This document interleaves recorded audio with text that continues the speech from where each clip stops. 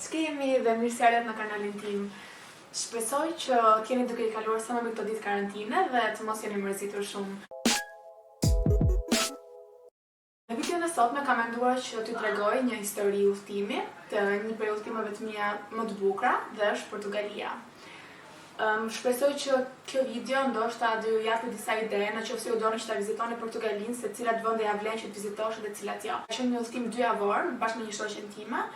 Kemi ikur nga jugu i Portugalisë në veri dhe kemi parë shumë vende nga bregdeti i Portugalisë.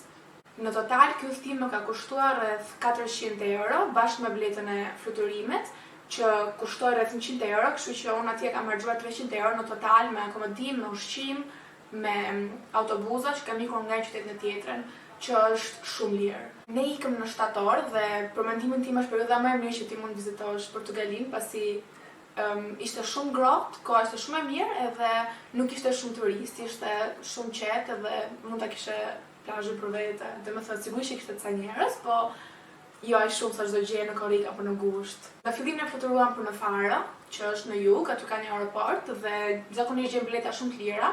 Faro ndodhet në rajonin e Algarves, që është shumë i famshëm për plazhet e bukura dhe shpellat e shumta që ka. Shumica e plazheve në Portugali janë me rërë të imët, por shumë prej tyre kanë edhe shkëmbinj. Nëse ju pëlqen që të vizitoni muzeume, kisha, katedrale ose xhami, ka disa ndërtesa në Faro të cilat ju mund t'i vizitoni. Është një qytet që nuk do ta vizitoja 2 herë, domethënë një herë është shumë e mjaftueshme mendoj unë për ta parë Faron. Në Faro hosteli ishte skandaloz, domethënë tani që e kujtoj, kishte me vërtet një higien shumë të keqe dhe unë kam shkuar shumë shpesh në hostele, po shumë rrallë më ka rastisur që të shkoj në një hostel në atë gjendje. Gjëja më e mëshme që na ndodhi atë natë në hostel ishte që na doli një buburrec i madh, nuk e di se si quhen në shqip këto buburrecat, gjermanisht quhen kakalake. Kakalake, më duket. Gjithsesi, era dhe unë po ziheshim se kush do ta vriste atë bubuzhel, sepse të dyja kishim frikë. Dhe era, duke qenë se është vegane, gjeti justifikimin që ajo nuk i vriste dot, edhe do ta vrisja unë. Të shkreti më burrec. Nga Faro pastaj u nisëm për në Albufera, të nesërme. Albufera është një qytet i njohur për plazhet e tij dhe për jetën e natës. Ndërtesat që mund ta shikoni janë të bardha dhe me ngjyra rreth dritareve dhe dyrave, dhe këto japin një pamje shumë të lezetshme qytetit. Duhet të shkoni në pjesën e vjetër të qytetit, pasi aty kemi shumë dyqane, kafe, bare të ndryshme dhe restorante të cilat shërbejnë kryesisht peshk edhe fruta dete. Ishte edhe hera e parë që unë dhe era pam oqean, edhe ishte një ndjesi, nuk e di, aq e bukur. Në Albufera qëndruam vetëm gjysmë dite dhe nga mbasdittja u nisëm për te stacioni autobusave për të ikur për në Lagos. Problemi ishte tani që ne nuk i kishim përnotuar paraprakisht biletat e autobusëve dhe nuk e kishim as iden se kur ishin oraret e autobusëve dhe ikëm aty rreth orës 7 e mbasdittës.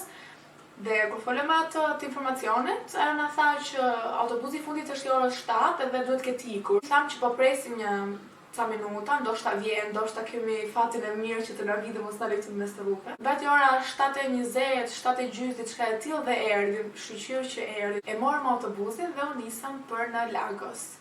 Lagos është një nga qytetet më të vizituara të Algarves, pasi aty ka shumë shkëmbinj në forma të çuditshme dhe në ngjyrë ari. Pothuajse të gjitha plazhet në Lagos drejtohen nga lindja dhe kjo i ruan nga oqeani i hapur dhe nga dallgët e mëdha. Aty keni edhe mundësinë për të provuar sporte ujore nga më të ndryshmet, nëse doni një eksperiencë pak më të veçantë. Pritëm në Lagos, ikëm lam gjërat në hostel dhe dolëm jashtë bashkë me gocat që kishim në dhomë dhe me një çun që takuam në autobus kur po iknim për në Lagos. Jeta e natës ishte shumë e gjallë, kishte shumë njerëz në rrugë, plot të rinj që këndonin, kërcenin, pinin.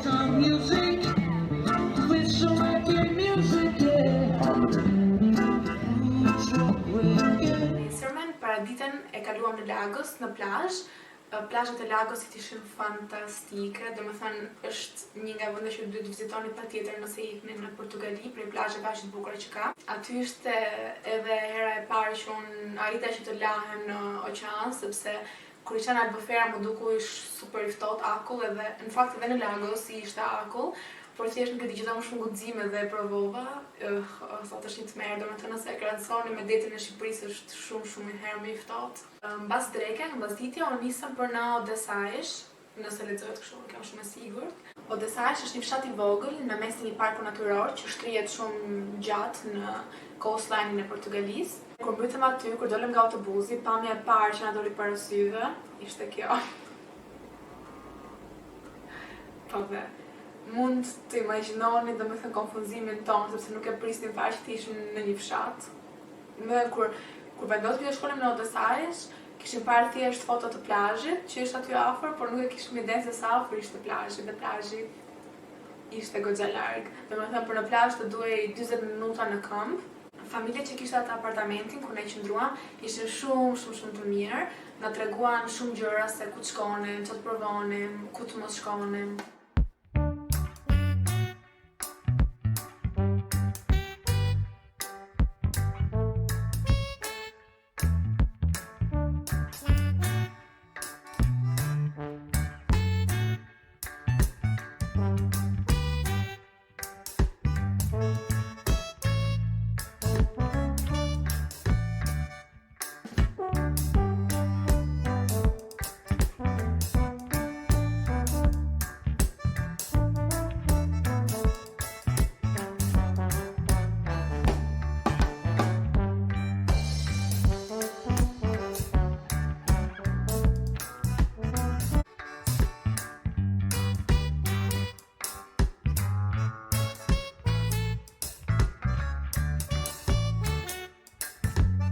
Duke ikur për në plazh, ndaloi një burr me një makinë, edhe na tha që hajde që të çojë në plazh.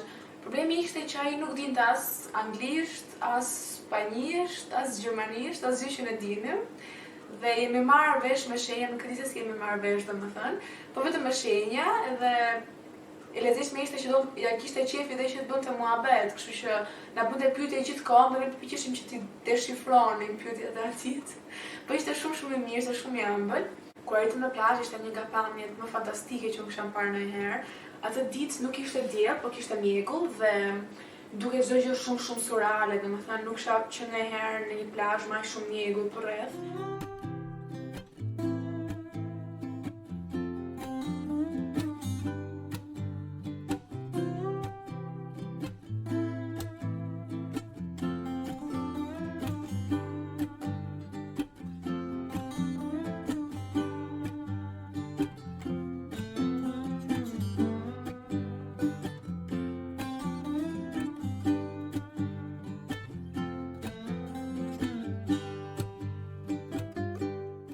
Ky është një vend shumë i pazbuluar dhe ka shumë pak turistë. Në përgjithësi, njerëzit që shkojnë aty janë surfistat që e njohin vendin dhe shkojnë me qëllimin për të bërë surf. Në këtë kodër, nga ku keni një pamje të bregut, ka disa kioska ku ju mund të hani diçka. Ne hëngrëm sallata dhe ishin shumë shijshme. Më kujtohet që në një anë të plazhit kishte disa shkëmbinj të zinj që dukeshin shumë bukur dhe donim që t'i eksploronim. Edhe u nisëm për aty dhe për të vajtur aty duhet të kaloje një lum. Po lumi sigurisht që të vinte deri tek gjuri, nuk ishte më i thellë sa aq. Mbasi ndetëm ca kohë aty, bëm ca foto, eksploruam pak vendin dhe pasi shkëm prapë te bregu ku ishim, unë vërej që kisha harruar portofolin atje të shkëmbinjt. Po kjo ishte mbas një gjysmëore ndoshta. Dhe nisem me vrap për të shkuar atje dhe shikoj që lumi kishte arritur deri këtu. Edhe u tmerrova domethënë, po gjithsesi ja dola që ta kaloj, edhe gjitha portofolin aty fatmirësisht nuk më kishte marrë asnjëri. Atë mbas dite u nisëm për në Cascais.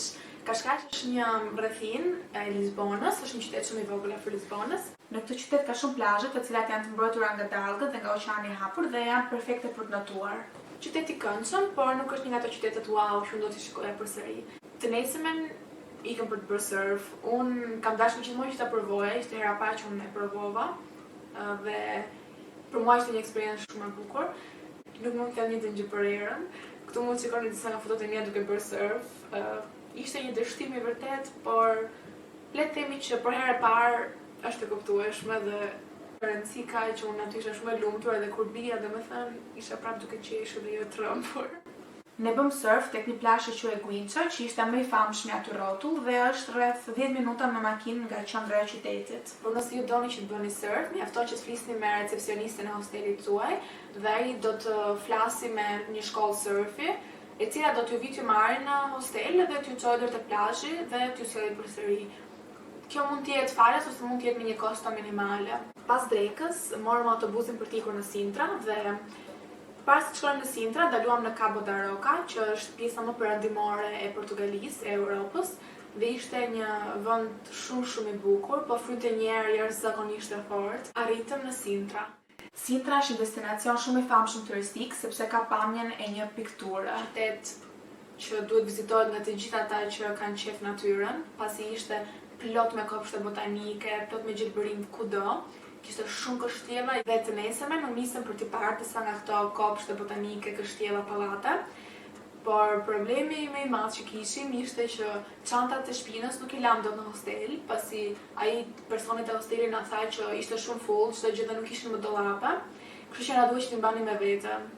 Tani ti imagjinoni që të ecësh gjithë ditën nga mëngjesi deri në darkë mbasi të vonë me ato çanta që peshonin goxha dhe me e keqe të bësh hiking me ato, pra të ngjitesh në lartësi me ato, ishte një tmerr. Më kujtohet që për të ngjitur te pallati i Penës, që ishte pallati më i famshëm, na duhej rreth 1 kilometër, thoshte në fillim. Nisemi ne, mirë e bukur, mbasi kishim parë disa pallate të tjera, domethënë, nisemi për aty, mbasi ishim gjatë pak të lodhura. Dhe kemi ngjitur domethënë rreth 1 kilometër duke ecur nëpër shkallë dhe në një pjelësi shumë të madhe. Dhe mbasi mbaroi ky 1 kilometrësh dhe ishim goxha lart. Shikojmë që nuk ishim arritur te pallati i Penës, po kishim arritur te kopshti i pallatit të Penës. Dhe pallati i Penës ishte edhe 1 kilometër më larg. We were traveling on sails, just to find the loudest seas. We sailed down by the fire, knowing we couldn't hide, but we didn't know that yet. So if you want something to...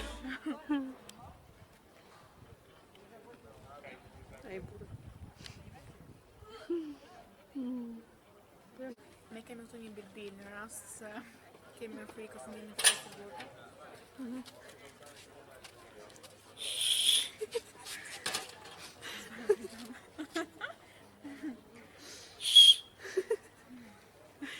Bravo. E dëgjojnë me kilometra larg.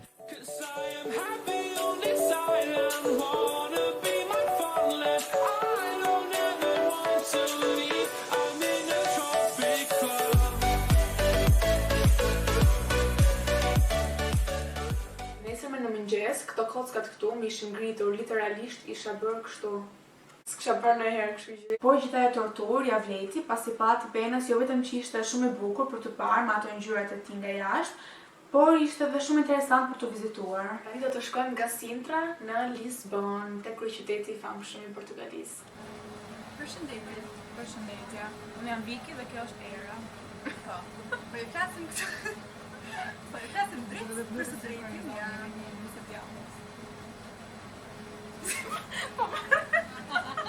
Si do të bësh më bëj? Nejse, se kapët i den. Po i flasim të drejt për së drejtin, nga treni për Sintra, jo treni për Lisbon nga Sintra. Dhe Era do bëj tani një sken nga Tomi dhe Jerry.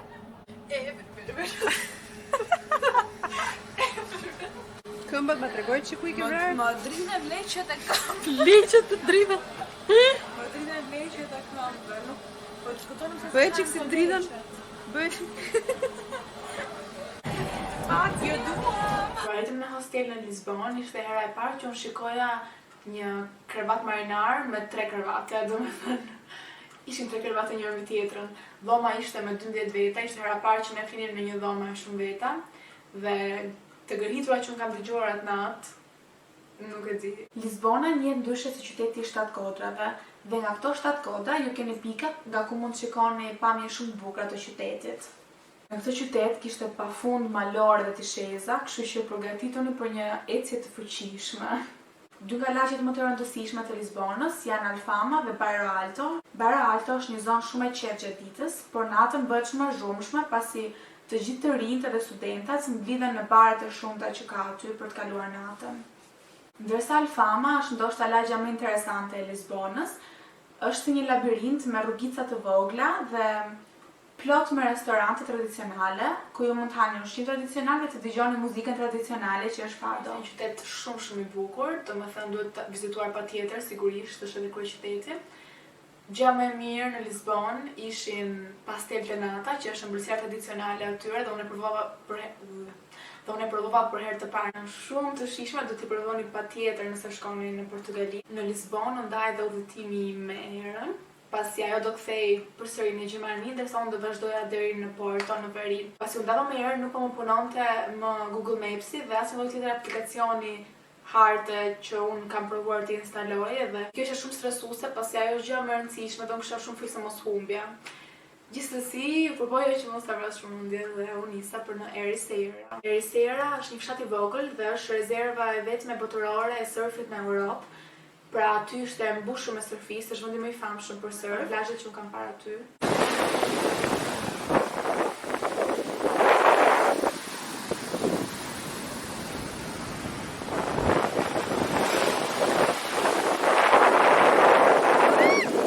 Ericeira ishte një vend shumë i bukur që më dha një vibe shumë të mirë dhe shtëpitë ishin shumë të bukura, të gjitha pothuajse njësoj.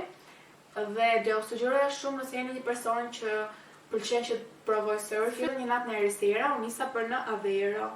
Aveiro është një qytet i vogël që quhet Venecia e Portugalisë, pasi është i karakterizuar me kanale të shumta dhe nga ato varkat e bukura, gondolat e bukura si në Venecia. Në drejtën u zhgënjeva pak kurika sepse nga foto dukej sikur ishte një gjë shumë e bukur, por nuk ishte një gjë kush e di se çfarë. Gjëja më interesante që u pash në Aveiro ishte një fshat që ishte shumë afër. Ky fshat i quhej Costa Nova dhe kishte shtëpi shumë të bukura, karakteristike me vija të bardhë dhe një ngjyrë tjetër. Ëmbëlsira tradicionale e Aveiros ishte ovos moles, që ishte një lloj ëmbëlsire e bërë me vezë, pra e ndije shumë shijen e vezës, që është shumë interesante por shumë ëmbël. Destinacioni i fundit në këtë udhëtim është Porto. Porto është qyteti i dytë mbas Lisbonës në Portugali dhe është qyteti im i preferuar nga vendet që unë vizitova. Aty ndjeta 2 net dhe kam kaluar një kohë shumë të bukur. 2 nga gjërat që duhet bëni patjetër në Porto janë 1, kur të jetë perëndimi i diellit të bëni një xhiro te kura e famshme Luisi i parë, dhe 2, natën bëni një xhiro buzëllumit, pasi aty ka shumë lokale dhe restorante dhe artistë rrugësh që luajnë muzikë shumë të bukur dhe krijojnë një atmosferë shumë të këndshme. Porto hostelin e kisha ngjitur me një fabrikë dyqan pastel de natash dhe kjo do të thotë që unë sa herë që shkoja në hosteli, sa herë që dilja nga hosteli, haja të paktën 2 pastel de nata.